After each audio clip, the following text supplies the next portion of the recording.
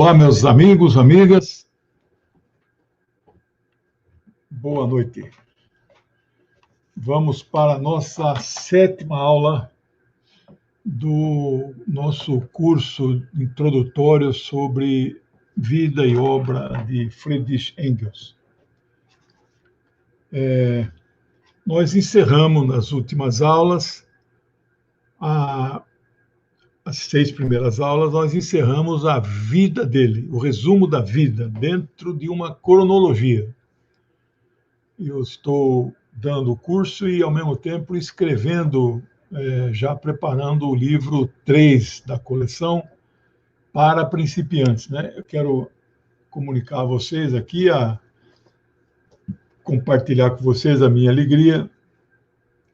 O meu 18º filho, muito bonito, ele tem assim, quando começa um capítulo novo, ele tem assim, né?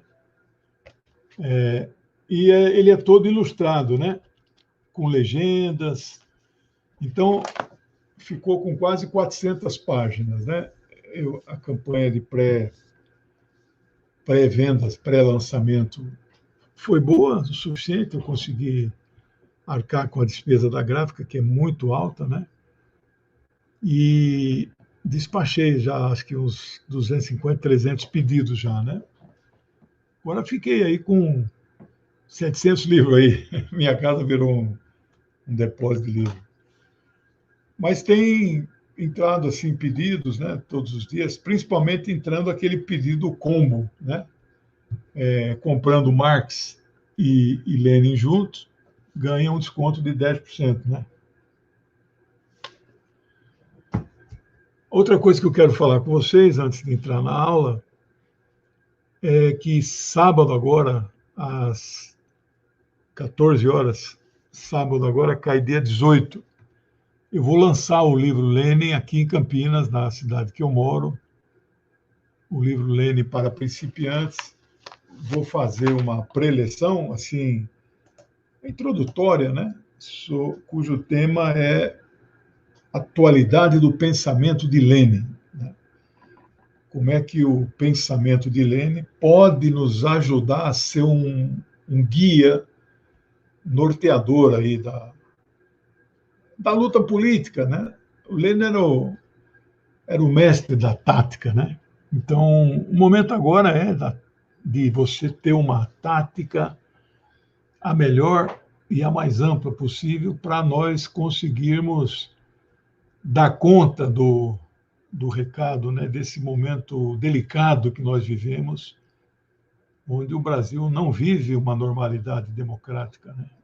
Hoje invadiram a casa de um candidato a presidente da República, né, do Ciro Gomes.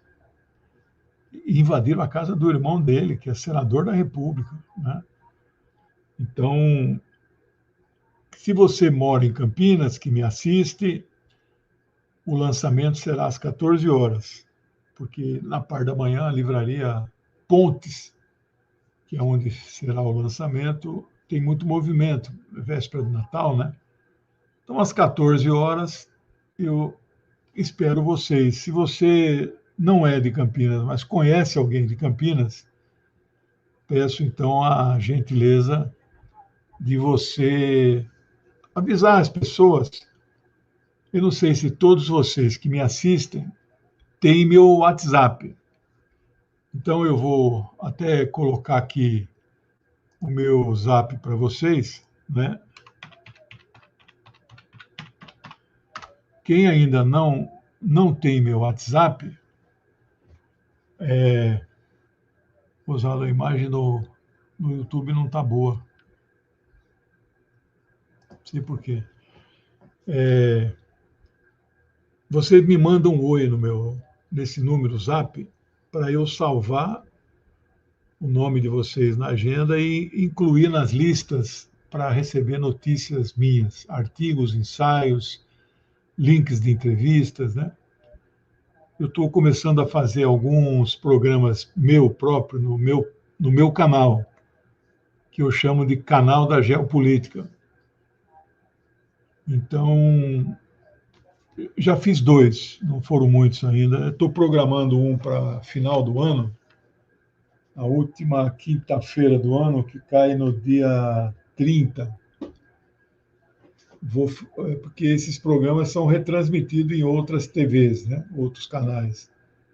E eu estou pensando, nesse dia 30, fazer o balanço de 2021 e apontar a perspectiva de 2022. Já rascunhei tudo isso. Sobre o livro de Engels, eu dizia que aquelas 2 primeiras aulas foi, então, uma cronologia audiovisual. Então, eu mostrava imagens e comentava as imagens. Então, isso eu já salvei, já escrevi, né? E aí já mandei, vou fazer a diagramação já. Então, eu estou fazendo o curso já escrevendo o novo livro de Lênin. Então, isso aí vai ser um encarte fotográfico. Eu calculo 64 páginas. São quase 100 imagens, né? E as outras 4 aulas foram a cronologia dele, né, da vida dele. Que isso aí também já está bem adiantado e que será o capítulo inicial. Vida de Friedrich Engels. O que nós vamos começar hoje é uma caminhada. O Engels escreveu 9 livros. 3 com Marx, seu amigo, são livros de juventude. E 6 livros sozinho. O primeiro livro que nós vamos começar já hoje, não é? Mas não foi o primeiro cronologicamente, mas é o mais importante, o Manifesto do Partido Comunista. Então, hoje nós vamos fazer a síntese desse livro. Depois vamos falar da Ideologia Alemã, que é um livro básico aí para entender as concepções materialistas, né, dialéticas.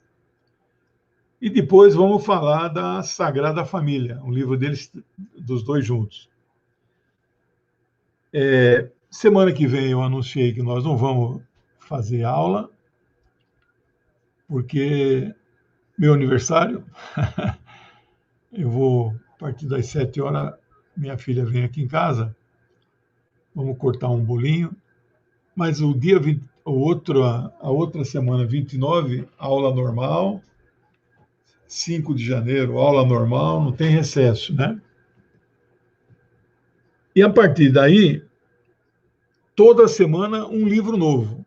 Se for muito complexo, que não pode passar de 2 horas esse curso, porque ele é retransmitido em outras TVs, cuja grade é mais rigorosa do que do meu canal e do canal do Matuque. A minha previsão é um livro por aula. Mas, às vezes, né, eu estou olhando aqui, na verdade, o penúltimo livro que ele escreveu em vida, A Origem da Família, Propriedade Privada e do Estado, é de muita complexidade. Então, talvez precise de 2 aulas.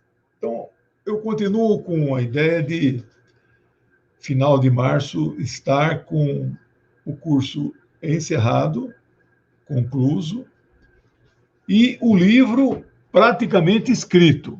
Aí vou iniciar um processo de edição, que aí eu leio, então, de novo, tudo que eu escrevi, vou inserindo notas explicativas, rodapé, etc. E a hora que eu fechar tudo isso, é o miolo geral do livro, aí eu mando para revisão. Aí começa o livro propriamente, né? Depois da revisão vai para a diagramação, depois da diagramação vai para a revisão de novo, já faz a revisão nas provas, aí a impressão. Então, se tudo correr como eu estou imaginando, com essa minha experiência de editar, meus são 18 livros, mas eu editei muitos livros de amigos meus, né? Pelo menos mais uns 12. Então, tenho uma experiência aí de uns 30 livros na praça. E se correr tudo bem, entre maio e junho do ano que vem, nós teremos o terceiro livro da coleção, né? Penso em iniciar logo em seguida um novo curso livre. Stalin para principiantes, né? E até o final do ano, quem sabe, eu encerro esses 5 livrinhos. Mao Zedong, Mao para principiantes, né? Vamos ver, são os planos, né? Contar com o apoio de vocês para nos acompanhar. Bom, então vamos agora propriamente começar a nossa aula. Eu fiz aqui o meu manuscrito, o meu roteiro, né? Manifesto Comunista. O título original é Manifesto do Partido Comunista. Como é que surge a ideia deste manifesto? Este manifesto, nós contamos lá na história da vida de Engels. Marx já está morando em Londres, ele era um perseguido na Europa, né, no continente, não podia voltar para a sua Alemanha, tinha sido expulso da França, passou um período lá na Bélgica e foi perseguido. Ele era muito conhecido, muito famoso, né? Então, ele morava já em Londres. Existia uma entidade em Londres chamada Liga dos Justos, mas era uma entidade de esquerda, revolucionária, vamos dizer, né? E eles se filiam à Liga, Marx e Engels.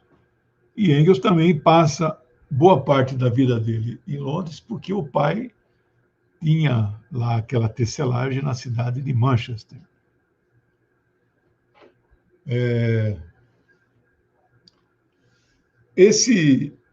Essa Liga dos Justos, eles fazem 2 congressos em 1847, um em junho e um em novembro. Pode ser que eu me engane com uma diferença de um mês, mas não há problema. No congresso de junho ou julho, eles decidem mudar o nome da Liga e passam a chamar Liga dos Comunistas. Então, ser comunista em 1847 já era alguma coisa consolidada, né? Então, a palavra comunista, comunismo, já era amplamente disseminada. No congresso seguinte, 3, 4 meses depois, tudo isso em Londres, eles fazem um novo congresso e decidem, então, lançar um manifesto do Partido Comunista. Quando você lança um partido, você lança um manifesto. Manifesto não é a mesma coisa que programa.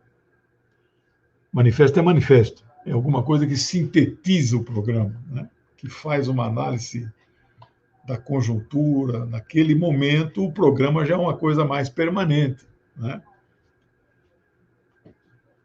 E ao aprovarem lançar o manifesto, eles designam Marx e Engels, que eram famosos, para escrever o manifesto, né?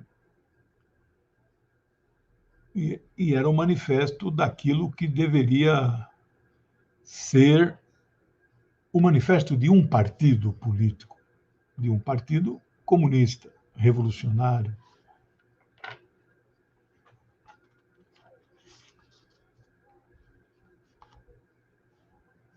Dezembro e janeiro de 48, dezembro de 47, janeiro de 48, Marx e Engels, então, começam a rascunhar, alinhavar, debater o conteúdo, né? Em 1848 é aquilo que muitos historiadores chamam o ano da Revolução, das revoluções na Europa, né? Eu tenho uma coleção muito antiga, ilustrada, acho que são 30 volumes, muito bonito, bem feito, volumes fora de tamanho, não é livro, é aquelas coleções toda colorida, e conta a história da civilização humana. Muito, muito, muito bonito, né? Eu não li toda ela, mas eu folhei tudo e li muita coisa. O 1848 tem um livro específico, o ano das revoluções, né? Aconteceu revolução em tudo quanto é lugar na Europa. Bom,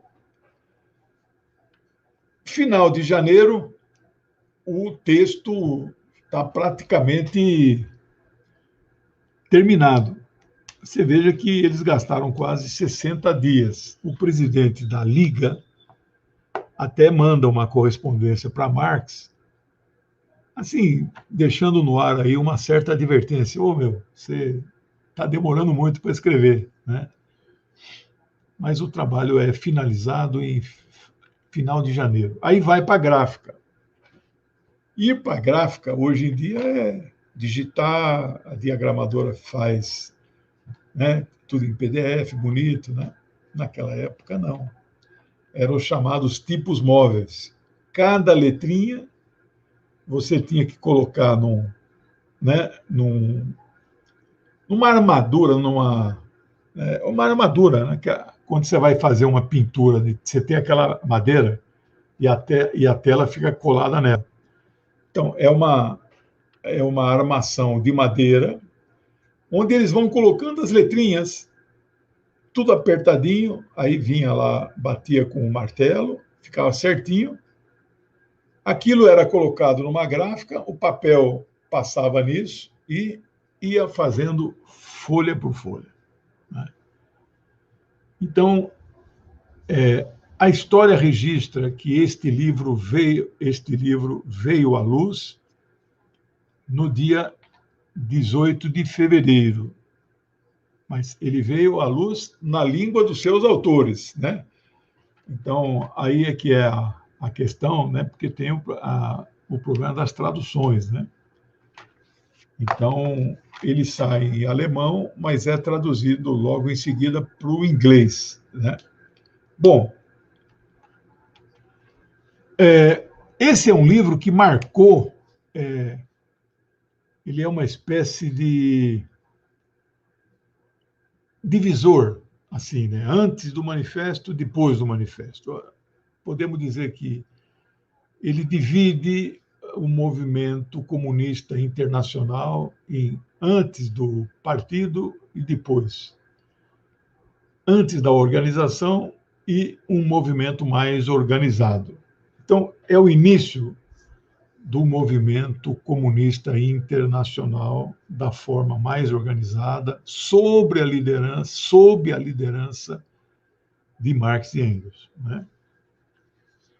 Bom, ele é um panfleto, só que um panfleto substancioso, né?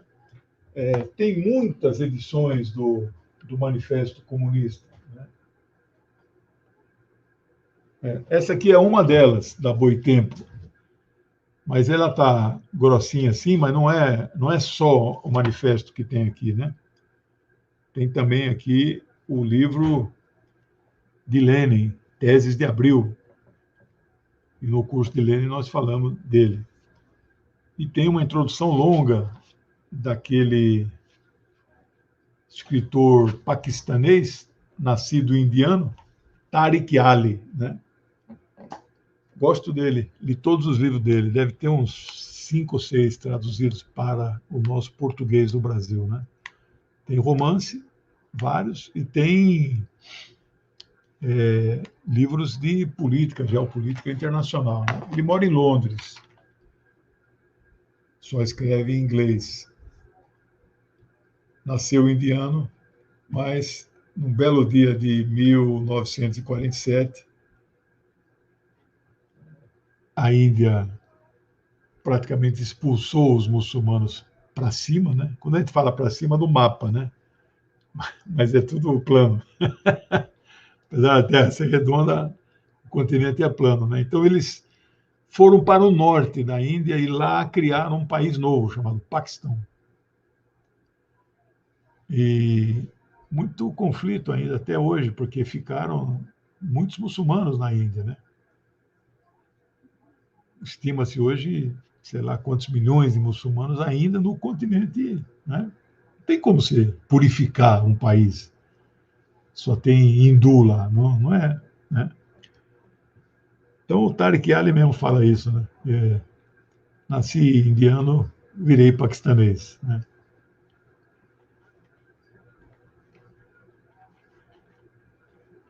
Alguns autores chamam o que acontecia na Europa nesse ano como Primavera dos Povos. Não foi, né? Uma Primavera dos Povos. O mundo ainda continua desigual, injusto, riqueza concentrada, renda concentrada, né? Mas foi um ano muito importante. Olha, ele é um panfletinho assim, né? Bem fininho, mas é longo. Se você for ler os livros básicos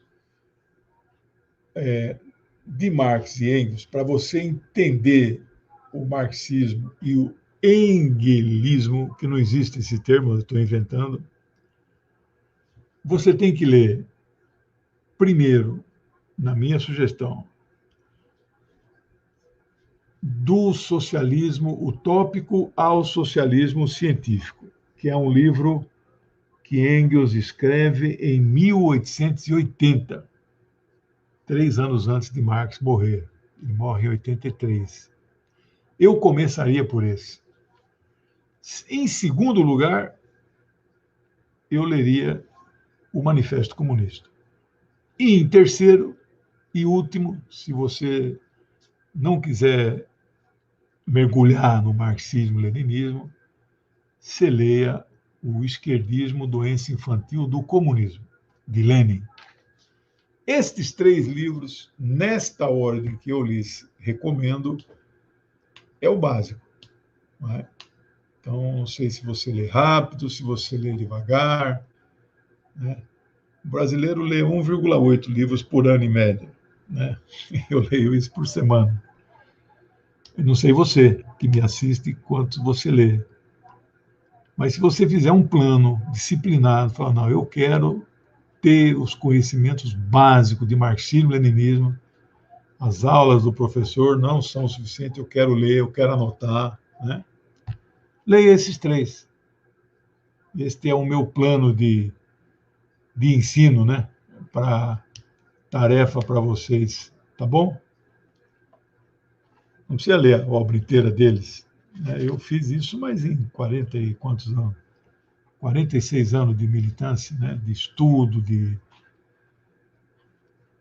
Ele começa o livro fazendo uma análise da Revolução Industrial que havia se iniciado no século anterior, 18.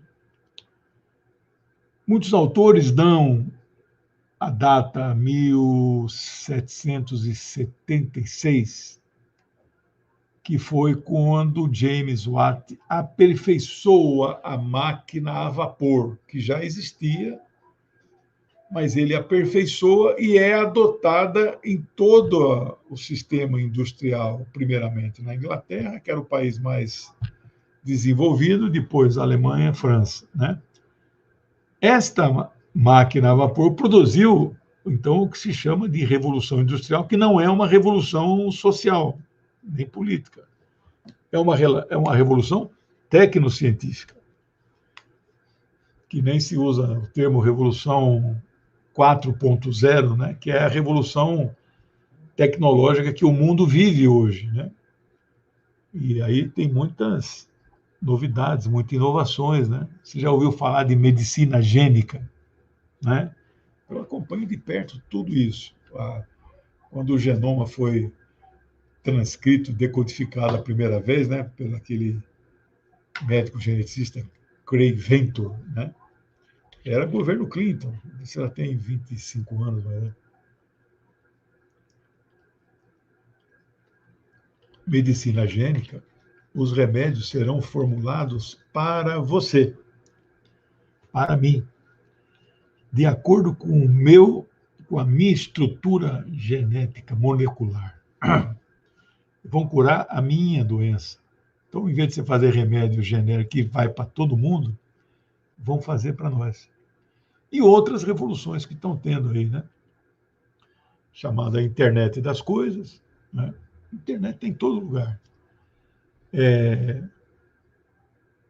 A impressão 3D, outro dia foi impresso um bife artificial em laboratório. A impressora 3D produziu um bife, carne, foi fritada e serviu de almoço, né? Aquele autor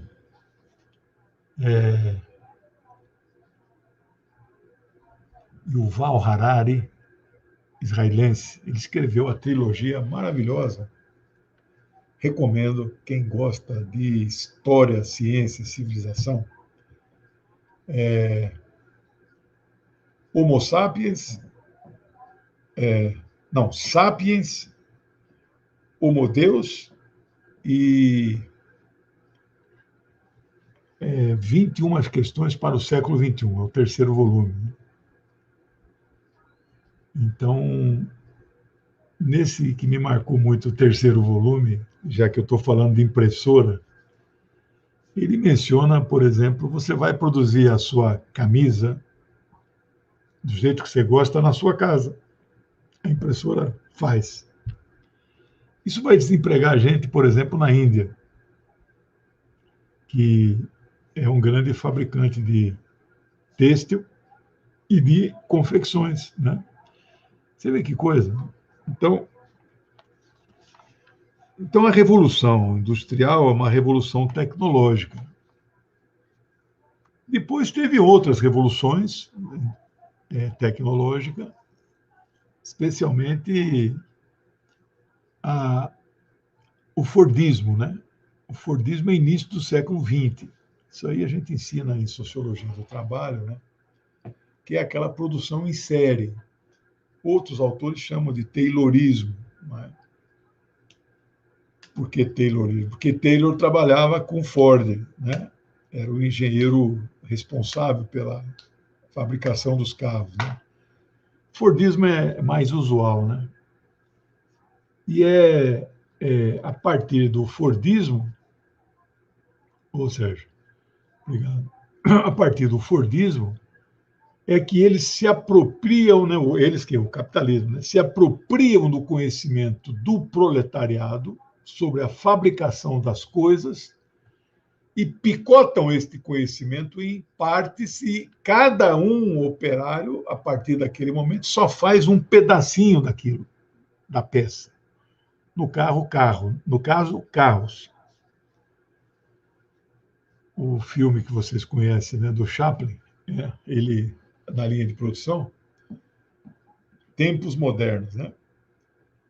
Então, e é famoso, isso é verdade o que eu vou dizer agora para vocês. Um operário certa vez foi procurar o Taylor e disse assim para ele: doutor, ele é engenheiro, né? Taylor. Eu, observando aqui o sistema, a linha de montagem, eu tive umas ideias para melhorar a produção e queria expô-las para o senhor.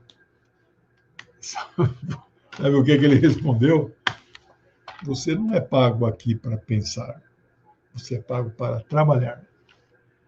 E nem sequer ouviu a ideia do operário. Mais para frente, década de 70, vai haver uma outra revolução, a chamada terceira, que ocorre no Japão, né? Que alguns autores chamam de toyotismo, que surgiu lá na Toyota, cujo dono é da família Toyoda,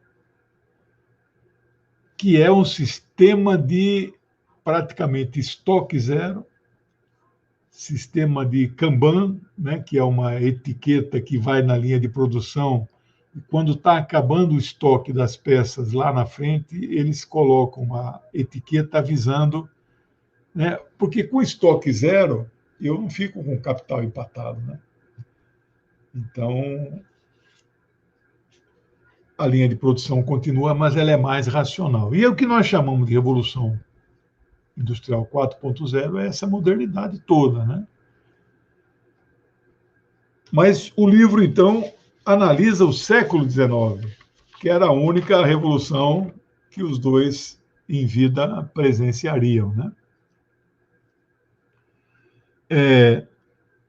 A luta dos trabalhadores já havia conquistado duas grandes reivindicações.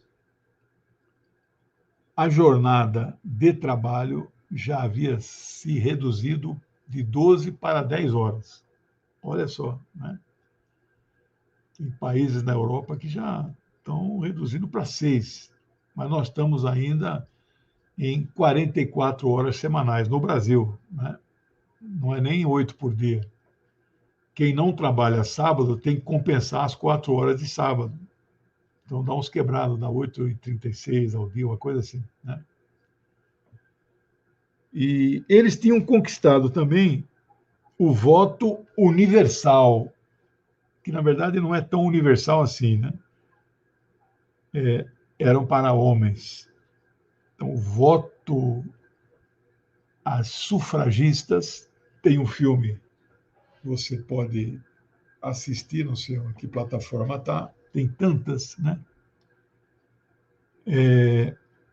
O voto feminino é só no século XX, começo do século XX na Europa, né? Aqui é o voto universal para homens.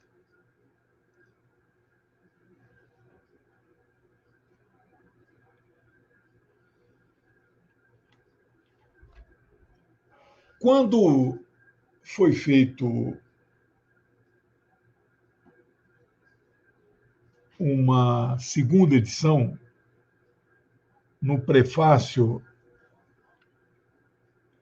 Marx e Engels mencionam de forma curiosa, né, que o manifesto do Partido Comunista, né,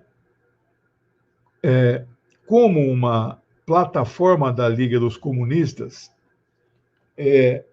havia, de certa forma, partes dele envelhecido.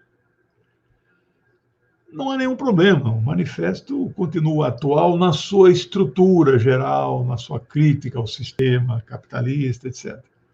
Mas ele é muito datado, ele é uma análise de conjuntura de 1848, né? Mas deve ser lido. Por isso que eu digo que você não precisa lê-lo em primeiro lugar, né? E eu, na verdade, li em terceiro lugar, quando, em 75, comecei a estudar marxismo. Eu tive a felicidade de começar lendo o esquerdismo. Então, eu estou vacinado com essa doença aí, né? Esse momento agora de frente ampla para o Lula vencer no primeiro turno. Ai, está uma guerra, uma batalha. Como que o Alckmin pode ser o vice do Lula? Não pode. Ele fez isso, fez aquilo. Ele é o porcaria, né? Então, eu estou bem vacinadinho. Eu sei que o momento é difícil para nós de esquerda. Se não ampliarmos, não venceremos as eleições, né? Então,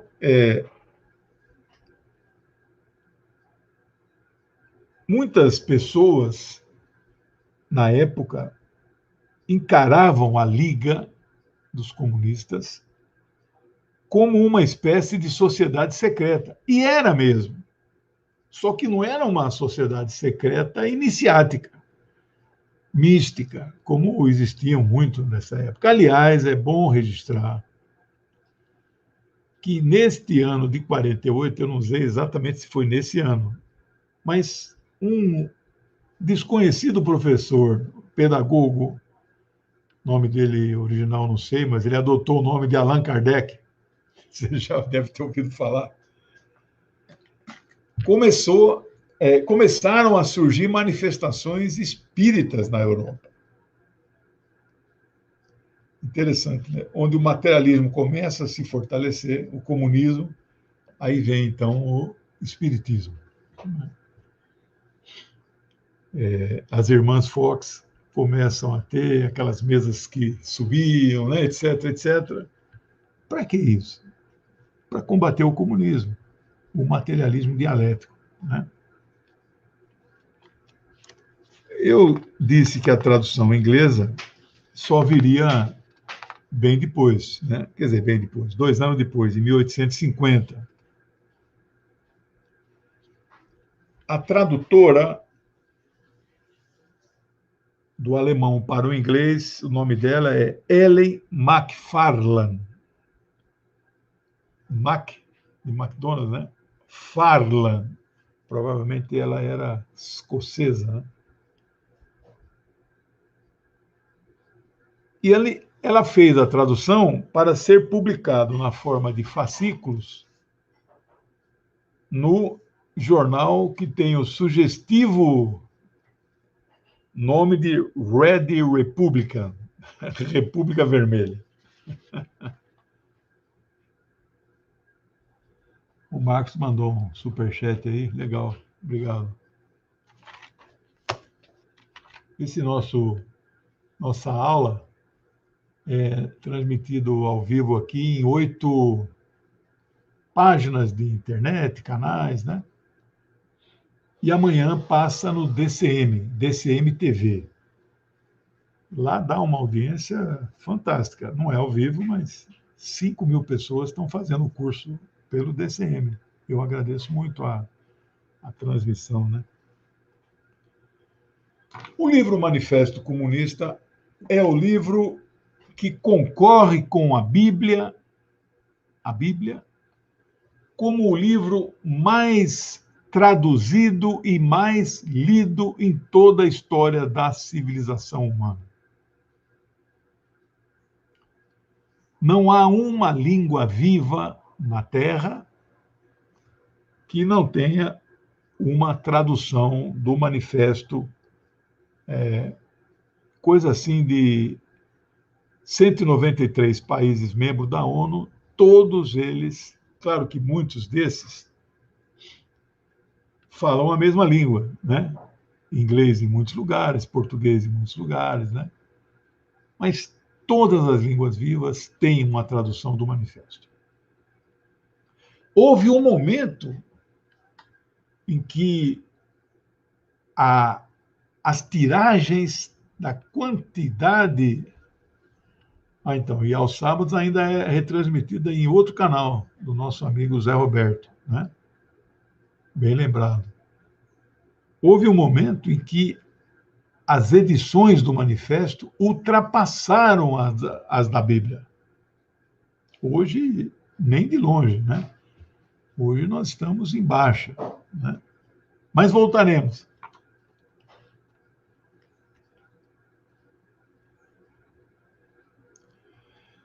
O livro, ele descreve, não é, de uma forma sempre simples, didática, porque ele é dirigido às amplas massas e ao proletariado. Proletariado, na época de Marx, era igual a operário. Não tinha proletário do setor de serviços, era quase nulo, né? Hoje, o proletariado ou operariado industrial, ele foi superado pelo proletariado do setor de serviços. Isso eu expliquei bem no curso de Marx. Quem fez lembra. No livro de Marx para principiantes, isso está bem detalhado, né? Ah, chegou a melhor hora da noite. Um cafezinho, obrigado. Essa esposa aí, igual essa não existe. É um café com umas colherinhas de leite em pó. Legal. Eu gosto. como é que a opressão ela se manifestou em toda a história. Então, isso é descrito logo no início, né? Sempre Marx e Engels responsabilizando as classes dominantes, né? Especialmente a última, chamada burguesia, como opressores. Então, um mundo dividido entre opressores e oprimidos, classe dominante e dominados, né? Mas eles mencionam, quando mencionam burguesia como classe dominante e opressora, eles registram que no século anterior, especialmente na Revolução Francesa de 1778, 789, 78 foi quando morreu o Rousseau. Coitado, morreu 11 anos antes e não viu a revolução que ele tanto pregou. 1789, 14 de julho, a data. Revolução é um processo, né? Mas por que 14? Né? Foi quando La Bastille, ou a Bastilha, que era uma prisão política, né? Foi tomada de assalto pelos revolucionários e todos os presos foram libertados. Quem dirigiu essa revolução foi a burguesia. A burguesia era revolucionária naquele período. Então, Marx e Engels, no livro, eles registram que a burguesia era uma classe revolucionária, especialmente no processo da Revolução Francesa, né? Que destrona uma monarquia absoluta, absolutista, né? Luís XV ou XVI, e implanta um sistema republicano que vigora por pouco tempo, mas vigora, né? Napoleão vem começo do século XX, começo do século XIX já instaura o império, né? Mas o mais importante, eles separam a igreja do Estado. Eles diferenciam atividades seculares das religiosas. E criam, pela primeira vez, um sistema de ensino universal, público e gratuito.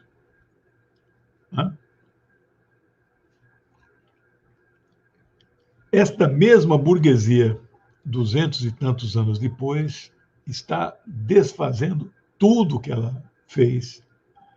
Acabou de ser nomeado para o Supremo Tribunal Federal uma pessoa que falsamente disse na sabatina lá no Senado que a vida privada, a Bíblia, no Supremo, a Constituição. Mentira! Ele vai julgar segundo a Bíblia, porque ele é fundamentalista. Pior do que julgar segundo a Bíblia, ele vai julgar naquilo que o Bolsonaro mandar. É um cão servil do Bolsonaro. Atende pelo nome de André Mendonça, 39 anos, vai ficar 26 anos no Supremo Tribunal Federal. Então, essa mesma burguesia que era revolucionária, hoje é reacionária. Sucateou todo o ensino público no Brasil.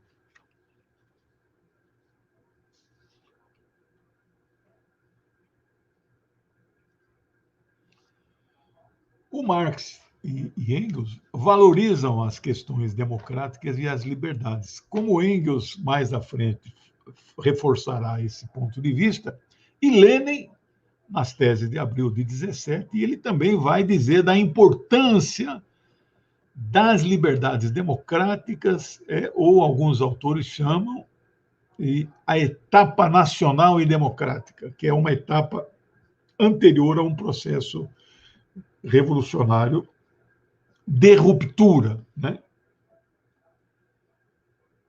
Então, se, por um lado, né, Marx e Engels valorizam as tais liberdades econômicas e competitivas, né, por outro lado, eles mostram, né, que os trabalhadores acabam sendo simples peças na estrutura produtiva do trabalho, né?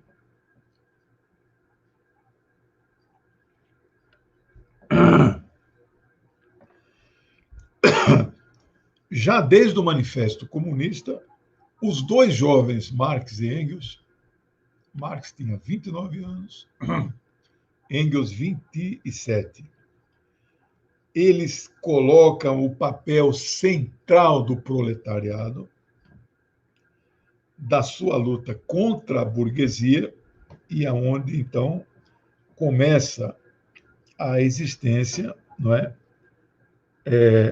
de uma outra sociedade, quando este proletariado ascender ao poder, né? Eu fiz uma anotação aqui. Quando ocorre a consciência do proletariado, ele vai sair de uma situação de classe em si para a classe para si, né?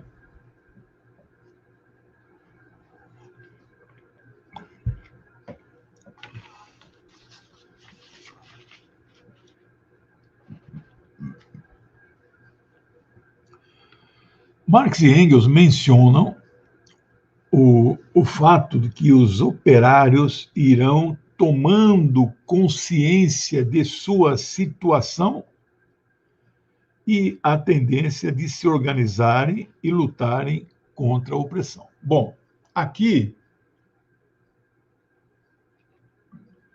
quando é que alguém toma consciência de alguma coisa? Não é espontâneo. E isso Lenin vai teorizar. A consciência da classe, ela vem de fora para dentro. Ué, então tem que alguém levar isso? Não é possível entre os proletários e operários surgirem trabalhadores com uma consciência mais avançada? Claro que é possível. E isso acontece. Mas não na forma majoritária, não é a regra. Né?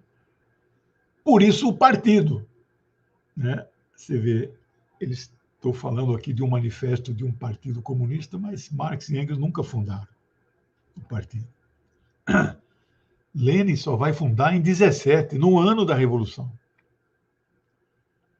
Por isso que eu tenho falado, no curso de Lenin eu me bati muito sobre isso, que agora está transformado em livro o curso. Não é possível ser só marxista. Aqueles caras que dizem eu sou marxista e não dizem que são leninistas, eu digo com tranquilidade, você não é um verdadeiro marxista. Porque é impossível ser só marxista sem ser leninista. É Lenin que teoriza sobre o partido, Marx e Engels não. Eles lançam um manifesto do partido, mas que fala de tudo menos do partido. Não é? Marx e Engels falam do Estado burguês, da ditadura do proletariado. Eles falam, muito inicialmente. Lenin que vai teorizar sobre isso. Então, vários aspectos, eu poderia aqui falar vários exemplos, não dá para ser só marxista. Né?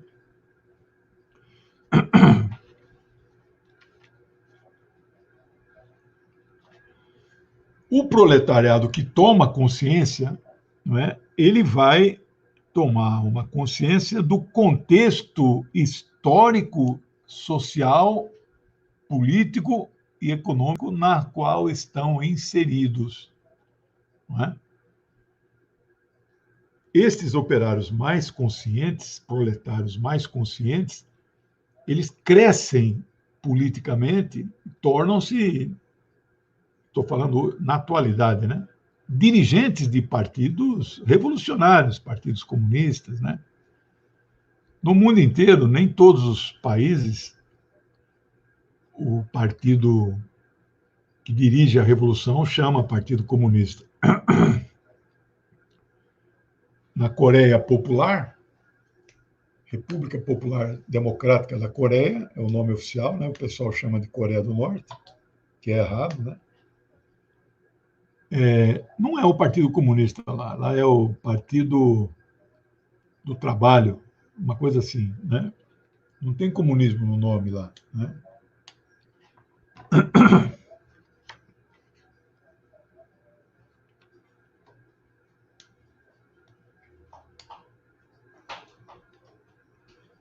Marx e Engels, no livro, defendem a tomada do poder político pelo proletariado, instauração da sua ditadura, entendendo aqui a democracia burguesa é uma ditadura de uma minoria sobre a maioria. A ditadura do proletariado é uma democracia para a maioria e uma ditadura para a minoria.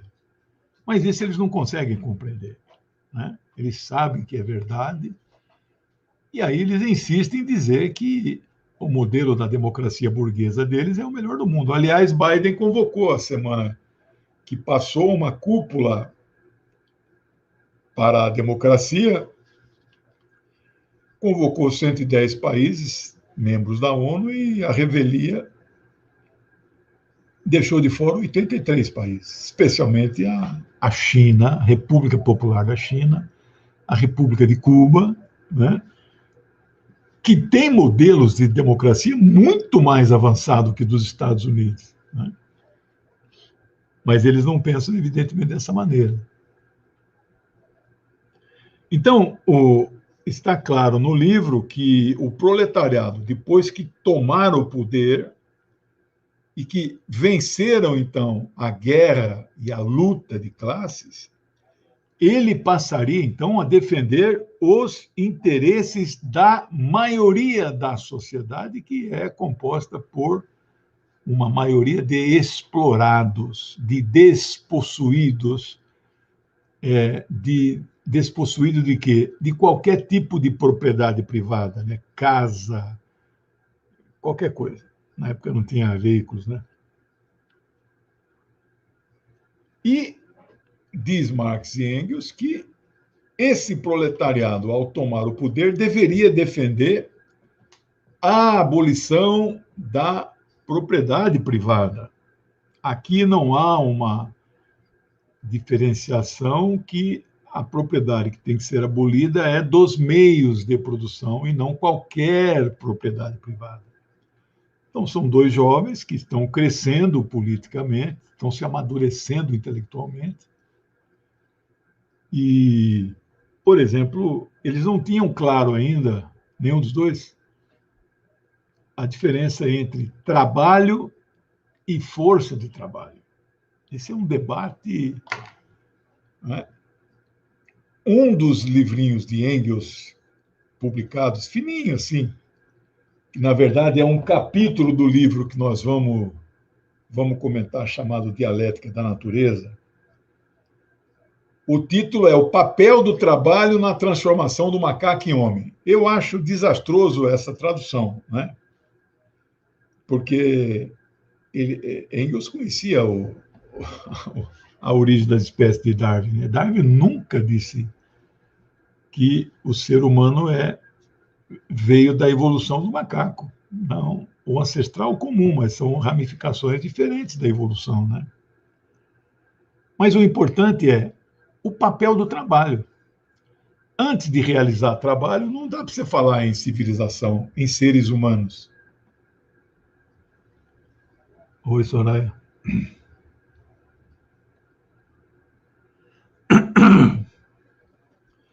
No livro há uma crítica dura, contundente, por certo, né? Isso mesmo, Soraya. Isso mesmo. Uma crítica dura ao modo de produção capitalista, né? E à sociedade como em geral, da forma como ela se estruturou, né?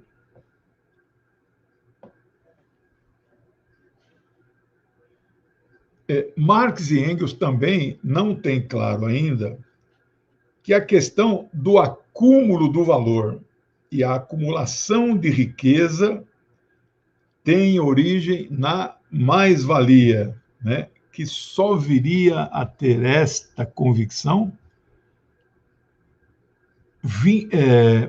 11 anos depois do Manifesto, em 1859, quando Marx publica o livro Grundrisse. No manifesto fica claro a defesa da organização do proletariado enquanto classe social. E eles apostam, evidentemente, o tempo todo no documento, né, que este proletariado deveria se constituir na vanguarda para derrotar o capitalismo. Mas, também aqui fazendo um parêntese, um comentário,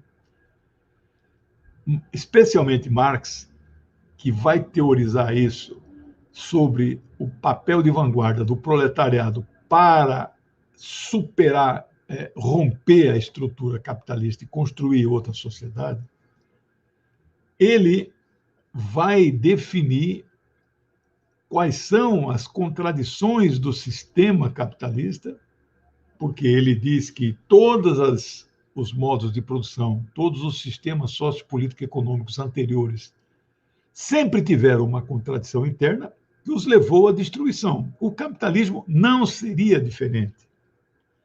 E aí, quando ele teoriza isso mais para frente, ele diz que compete ao proletariado. Por quê?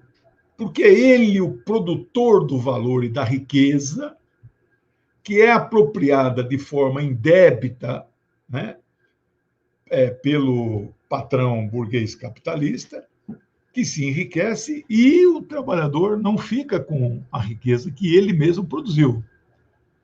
Também aí existe a derivação o conceito de alienação, mas isso é outro assunto. Então, aqui é um manifesto inicial, simples, não está claro ainda por que é o proletariado que vai liderar a revolução. Mais para frente, Marx vai dizer, né?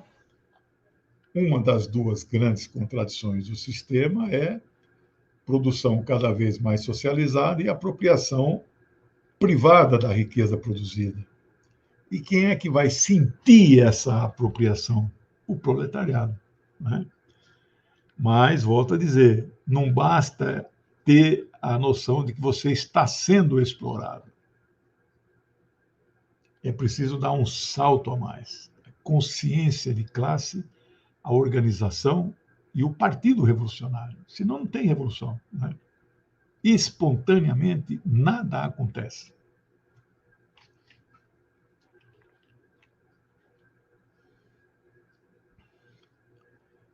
Está no manifesto, pela primeira vez,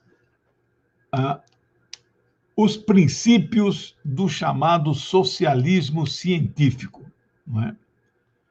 Então, os dois jovens, eles começam a se diferenciar dos chamados socialistas utópicos, especialmente na França, Saint-Simon, Charles Fourier, na Inglaterra, Robert Owen, na Itália, Tommaso de Campanella, eram utópicos, né?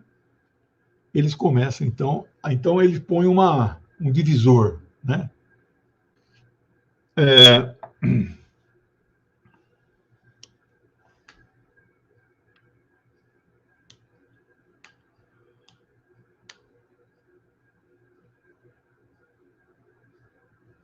Marx e Engels, no livro, além de socialismo científico e utópico, eles falam em um socialismo reacionário,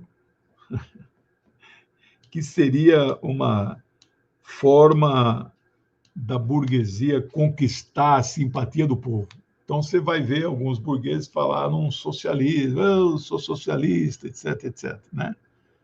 Mas é um socialismo reacionário. Foi o termo que eles usaram para definir esta forma da burguesia se apresentar como socialista. E definem também o que eles chamaram de socialismo conservador, né? Que tem um caráter reformista e é antirrevolucionário. Então, você veja que esses jovens rebeldes aqui, e eram dois jovens rebeldes, né? Revolucionários, mas rebeldes, criticam, então, um processo reformista, não é? Quando hoje, né, todos os socialistas e comunistas, né, entendem que em alguns momentos onde ainda está um pouco longe no horizonte a perspectiva de uma revolução, é importante ir conquistando algumas reformas, que é esse debate que às vezes é enviesado, né? Por exemplo, do chamado identitarismo, que nós criticamos o identitarismo, a luta pela identidade, sem levar em conta a luta de classes, sem levar em conta e esclarecer, deixando sempre claro que todas as desigualdades e discriminações existentes são fruto de um sistema capitalista que é preciso ser destruído. No entanto, não adianta nós falarmos, olha, as mulheres só terão todos os seus direitos quando chegar ao socialismo. Não. É preciso lutar todo o tempo para que os direitos venham sendo conquistados. Mesma coisa a discriminação racial, discriminação sobre orientação sexual, né? Então, vai ficar esperando, então, o socialismo para garantir? Não. A luta... O que não pode é a luta pela luta, né? A luta em si, sem a perspectiva revolucionária da consciência, da organização, do povo e da existência de um partido revolucionário. Não pode ser um partido social-democrata. Infelizmente, o Partido Revolucionário, detentor da teoria científica, que é o marxismo-leninismo, que é o Partido Comunista do Brasil, nós somos muito pequenininhos na sociedade ainda, né? Bom, Marx e Engels afirmam, né, que o comunismo, aqui eles fazem uma diferenciação entre propriedade individual e dos meios de produção, né? No comunismo, não se apropriarão das chamadas dos produtos sociais e das propriedades pessoais, né? Mas isso, evidentemente, né, não elimina a necessidade de ser abolido, não é? A subjugação do trabalho alheio para enriquecimento de uns poucos, né? Ou seja, o que ele quer dizer assim? Olha, você não vai perder a sua casinha, você não vai perder nos dias de hoje, né? Na época não tinha carro. Você não vai perder o seu carrinho, não vai perder a sua casinha na praia, né? As coisas pessoais não interferem no processo de organização de uma sociedade. Interessa para uma sociedade saber quem é que detém aqueles instrumentos com as quais se produzem as coisas que esta mesma sociedade necessita. Por exemplo, alimentos industrializados, macarrão, ervilha enlatada, milho enlatado. As fábricas, os instrumentos que produzem estes bens materiais que são comercializados estão na mão de uma minoria na sociedade. O proletariado e os trabalhadores em geral, vocês vejam que eu diferencio, né? proletariado é parte dos trabalhadores em geral. E o operariado é parte do proletariado. Né? Se pudesse fazer uma teoria dos conjuntos, né?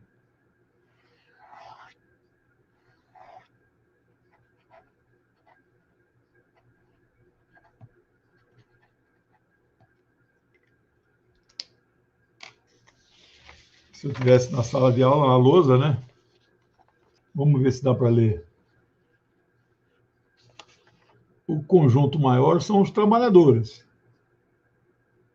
O menor são os proletários. E o menor ainda são os operários.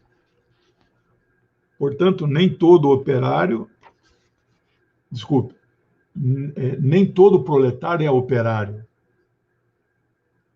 Todo operário é proletário. Nem todo trabalhador é proletário. Todo proletário é trabalhador. Entendeu, não? É fácil.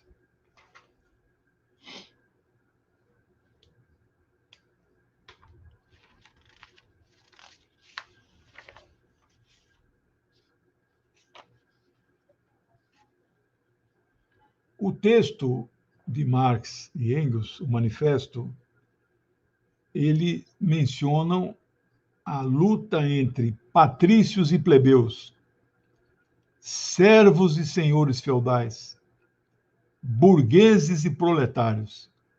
Enfim, abre aspas, a história nada mais é do que a história da luta de classe. Essa é, talvez, a principal frase que sintetiza o pensamento marxista e leninista. Né? Por que ele fala patrícios e plebeus? Lá na antiguidade, não é? Especialmente naquelas primeiras sociedades escravocratas que surgiram quando as comunas primitivas desapareceram.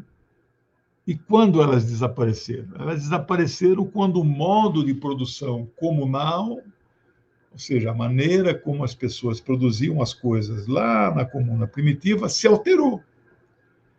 Quando se altera a maneira de produzir as coisas, você constrói uma nova sociedade, uma nova base econômica. E quais as condições para alterar a base econômica e o modo de produção? O desenvolvimento das chamadas forças produtivas. O que são forças produtivas? É uma somatória da mão de obra do trabalhador com os meios de produção, ferramentas, instrumentos. Isso junto é a força produtiva. Isso é o que desenvolve o sistema. E quando é que isso também se modifica? Os instrumentos. Se modifica sempre quando houver algum descobrimento ou alguma nova invenção que altere estes instrumentos, estas ferramentas. Aí o sistema produtivo se altera, há um desenvolvimento da produção e aí surge um novo sistema. Na sociedade primitiva, na comuna primitiva, tem muitos nomes, né? Clãs, gens, né? Não existiam classes sociais, existiam funções sociais. Funções não são classes, não é a mesma coisa que classe. Agricultor, pastor, caçador, pescador, artesão.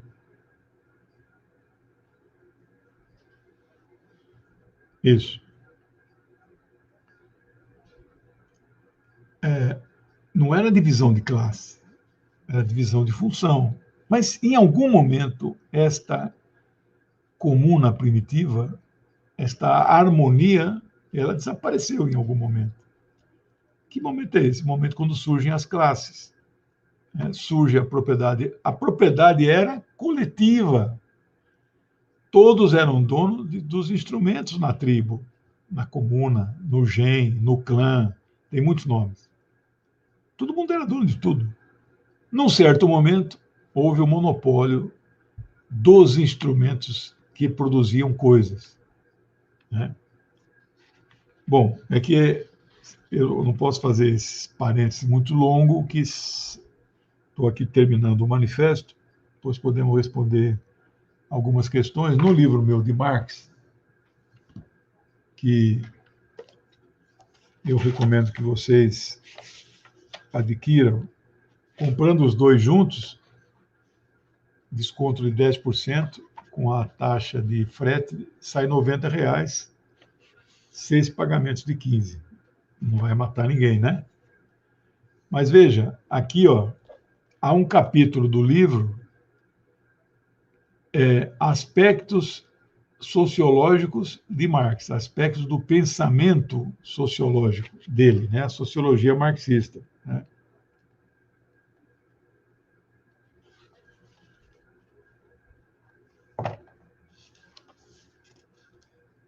As classes sociais do ponto de vista do marxismo. Então, aqui eu defino classes do ponto de vista marxista.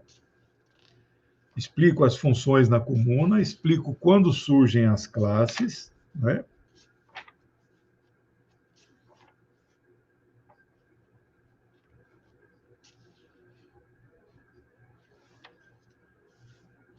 Falo do surgimento do proletariado, defino todas as categorias proletárias, no caso existente no Brasil, né?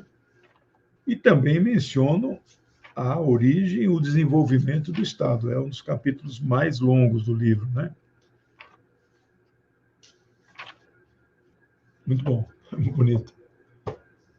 O Estado surge quando surgem as classes. Na comuna não havia classe, também não havia Estado. Surgem as classes, surge o Estado. O Estado é o que detém o monopólio da força. E o Estado é o Estado da classe que domina politicamente a sociedade. Então, quando ele fala patrícios e plebeus, ele está falando lá na Roma, na Grécia, essas sociedades escravistas primitivas. No Egito era também. Servos e senhores feudais são as duas principais classes existentes no feudalismo. Marx estuda muito esta transição entre feudalismo e capitalismo. Ele diz que isso é uma das etapas e das passagens mais importantes na história da humanidade. Se nós usarmos também a teoria dos conjuntos para ilustrar algumas coisas, né?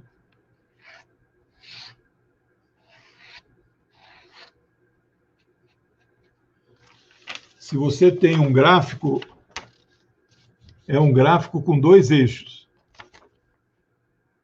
tempo e tempo, não é? Aqui é o tempo linear e aqui é o tempo que dura a sociedade. E essa curva, né? Tudo nas sociedades humanas tem um início, aqui não dá para. Início, desenvolvimento, apogeu, decadência e desaparecimento.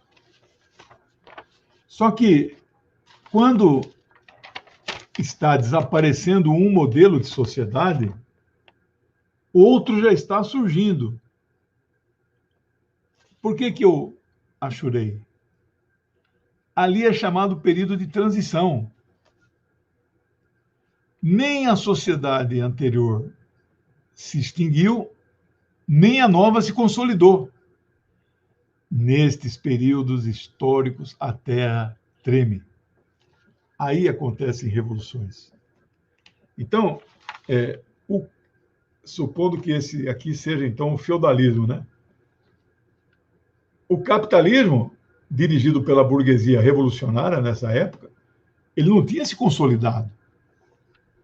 E o outro não tinha sido extinto.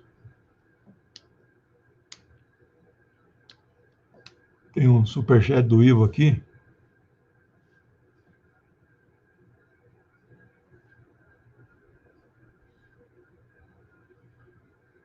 bem lembrado, né?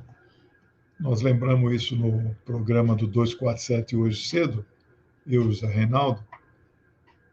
Hoje faz 45 anos que houve a chamada, entrou para a história com o nome de Chacina da Lapa. Era uma casa onde estava tendo uma reunião do Comitê Central, pequenininho, né, do núcleo menor do Partido Comunista do Brasil, que usa a sigla PCdoB, né? Tem outro que usa uma sigla PCB e chama Partido Comunista Brasileiro, mas o nome original da fundação do partido, que ano que vem, dia 25 de março de 22, ano que vem completaremos 100 anos. O nome original, Partido Comunista do Brasil. Vocês podem ver, pesquisar. A bancada na Câmara dos Deputados eleita na Constituinte de 46, o líder era Jorge Amado, 15 deputados federais. Podem ter gravações da época. Em nome da bancada do Partido Comunista do Brasil, né? Quem muda de nome é Luiz Carlos Prestes. A sigla era PCB desde o começo. Então, quando houve a reorganização do partido em 62 para manter o nome original, manter a... Porque eles mudaram tudo, né? Mudaram o nome, mudaram o programa, mudaram o estatuto, né? Aí houve um grupo que decidiu manter o partido, o nome, o programa revolucionário original, né? E aí como fica a sigla, né? Porque a maioria ficou com Prestes, né? A sigla era PCB. Aí a solução encontrada foi inventar uma nova sigla, PCdoB, né? Que hoje é a sigla marcante, ninguém conhece. PCB ano passado teve 10 mil votos. PCdoB, que foi mal nas eleições de vereador, tivemos 1,5 milhão de votos. Você vê que tem uma... Elegemos 1.000 vereadores, mas tem 80 mil no Brasil, né? E o PCB elegeu 0, né? Mas não é esse um assunto do momento, mas como é aula de marxismo, de comunismo, então a gente sempre faz esses parênteses que são importantes, né? Então, como diz o Ivo, né? Partido pequeno, né? Partido pequeno.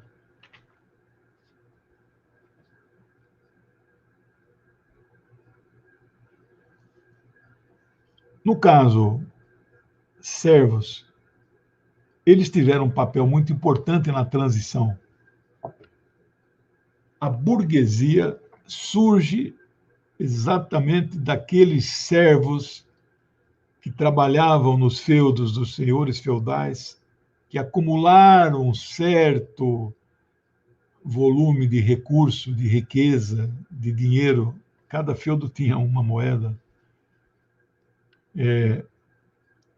Este servo que ascendeu, que acumulou uma certa riqueza, já tinha alguns meios de produção, arado, enxada, né? Tudo dele, já não era mais do senhor feudal, porque ele trabalhava uma parte do dia nas terras do senhor, e a outra parte ele trabalhava numa pequena gleba dentro do feudo que o senhor cedia a ele. O que ele produzia nas terras do senhor era 100% do senhor. O que ele produzia nas suas terras, ele ficava com uma parte grande, mas também tinha que dar para o senhor uma outra parte, né?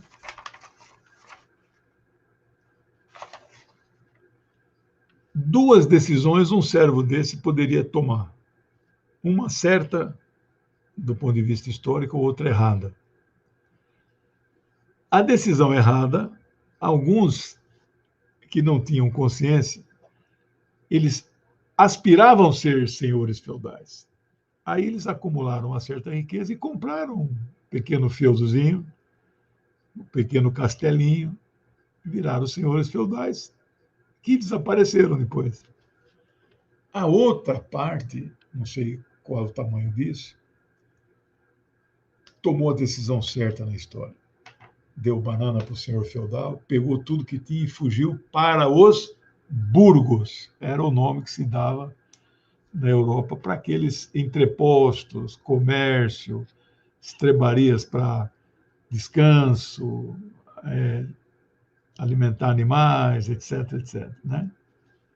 Então, e ali tinha um mercado no centro dessa cidadezinha, Burgo, tinha um mercado e estes servos que comercializavam neste mercado aquele excedente do que ele não necessitava para sobreviver, já estava em dia com o senhor feudal na cota dele, que é as relações talha, banalidade e corvéia, né? Eram essas relações. Ele era obrigado a alistar no exército quando o senhor feudal resolvia fazer guerra com o senhor feudal vizinho, ele era obrigado a morrer pelo senhor, né? A servidão do feudalismo já não é a escravidão. O senhor já não detinha a vida do servo como detinha do escravo, vida e morte, né? Vendia o ser humano, o servo não. Mas este servo, com o desenvolvimento das forças produtivas, com o aperfeiçoamento das técnicas de produção, com novas descobertas, arado mais especial, não sei o quê, surgiu o que existia desde a antiguidade, excedente de produção. Isso é o vilão da história, né? Este excedente na terra do servo, uma parte ficava para alimentar a sua família, outra parte ele dava para o senhor como parte do uso da terra que não era dele. E ainda assim sobrava um pouquinho. Ele corria lá para o burgo, punha a mercadoria no centro dali e vendia. Aí ele foi acumulando alguma coisa. Um dia ele foge completamente do feudo e abre o que na cidade? Um artesanato, uma manufatura. Artesanato salta para a manufatura, depois salta para a produção industrial, com o advento da máquina a vapor, né? Então, a origem da burguesia tem parte nestes servos que fogem e que têm sucesso e nunca mais voltam. Aquele que aspirava a ser senhor feudal, como parte desta classe média, o desejo dela é o quê? É virar classe dominante, é virar burguesia. Mas não vai acontecer. Vai acontecer num pequeno pedacinho. A tendência dela é proletarizar, né? Mas a ideologia é a da burguesia, né? Por isso que são conservadores. E aí ele abre uma pequena manufatura. Então, eles vão se organizando, se conscientizando, vão se transformando em uma nova classe social. Só que também, num determinado momento, uns acumulam mais que os outros, e quando surge a máquina a vapor, que custava muito caro, nem todos os que produziam roupas, calçados, essas coisas básicas, né, tiveram condições de comprar a máquina a vapor. Aí entra aquilo que Marx e Smith falam, né, a concorrência, a livre concorrência. Então, eu fabricava camisetas, né, o meu vizinho fabricava também. Aí era uma briga para quem colocava um preço menor nas camisetas. E não dava para você abaixar muito, porque tinha um custo de produção, né? Não havia o trabalhador assalariado ainda, né? Geralmente era o núcleo familiar que todo ele trabalhava. Mas tinham alguns já empregados, né? Quando surge a máquina a vapor, o meu vizinho consegue comprar, ele passou a produzir numa escala maior, e aí seguramente o preço da camiseta dele baixou para um nível que eu já não conseguiria mais competir com ele. O que vai acontecer com a minha pequena manufatura, com o meu pequeno tear, com a minha pequena confecção? Eu vou à falência. O que restaria para esse... Era um pequeno burguês, ele não era mais servo, mas não era burguês. O que restou para ele? Vender a única coisa que restou, a força de trabalho. Vender para quem? Para o vizinho. que comprou a máquina e a produção aumentou muito. E a riqueza do vizinho foi aumentando cada vez mais, porque não era só vinda do trabalho do dono da fábrica, mas de todos os trabalhadores que ele contratava. 14, 12 horas, né? Então, o servo bem-sucedido dá origem tanto ao proletariado como dá origem a esta burguesia que vai virar, que vai enriquecer, etc. Né? Aquele prefácio que eu falei, eu não mencionei a data, né? O prefácio que eu mencionei é de 72.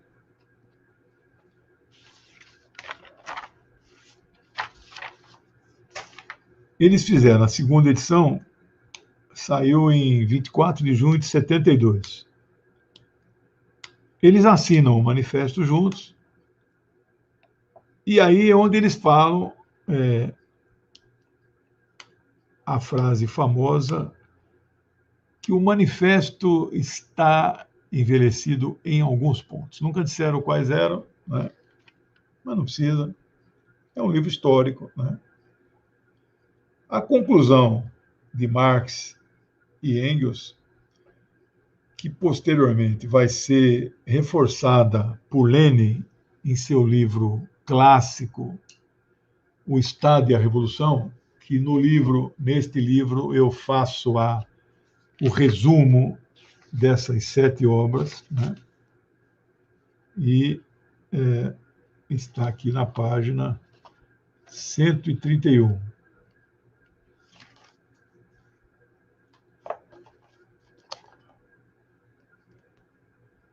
O livro Estado e a Revolução.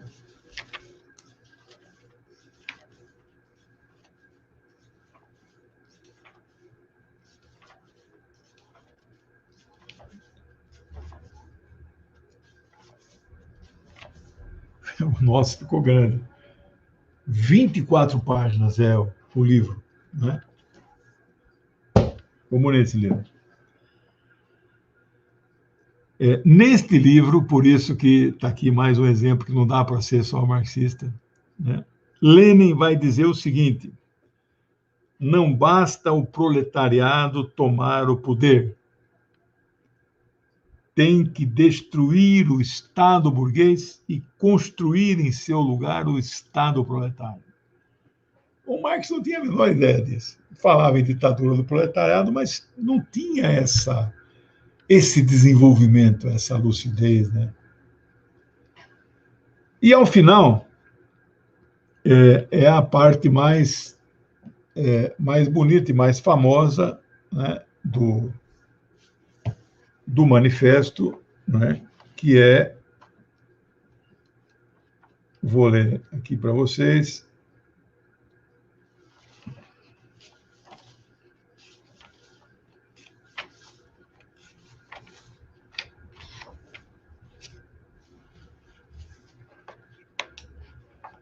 Termina assim: os comunistas se recusam a dissimular suas opiniões e seus fins. Ou seja, os comunistas falam abertamente o seu pensamento.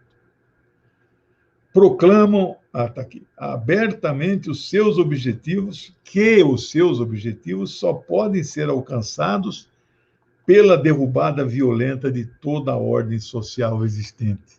Olha como é revolucionário. Que as classes dominantes tremam a ideia de uma revolução comunista. Nela, os proletariados não têm a perder, nada têm a perder, a não ser os seus grilhões. Tem o mundo a ganhar.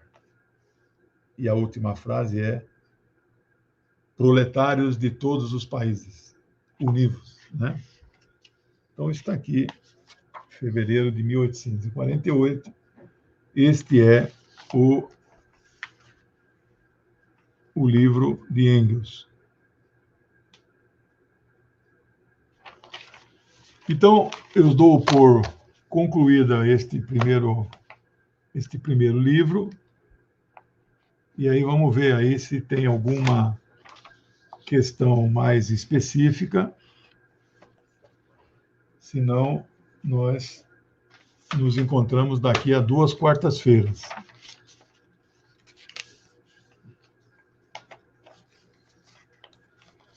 Tem alguma dúvida, alguma pergunta? Se não quiser sobre o livro, sobre Marx, pode também perguntar alguma outra coisa. Nós temos mais. Obrigado, Leila. Eu estava aqui fazendo análise dessa pesquisa que saiu ontem do IBOP. Não é IBOP mais, agora chama IPEC. Lula vence no primeiro turno, 56% dos votos válidos, e a soma de todos os outros dá 44. Portanto, ele põe 12 pontos à frente se a eleição fosse hoje. As únicas 2 vezes que houve vitória no primeiro turno, foi 94 e 98, com o Fernando Henrique, jamais foi uma diferença dessa magnitude, né? Bom, é isso, pessoal. Se não tiver nenhuma pergunta, vamos encerrar hoje mais cedo a nossa aula.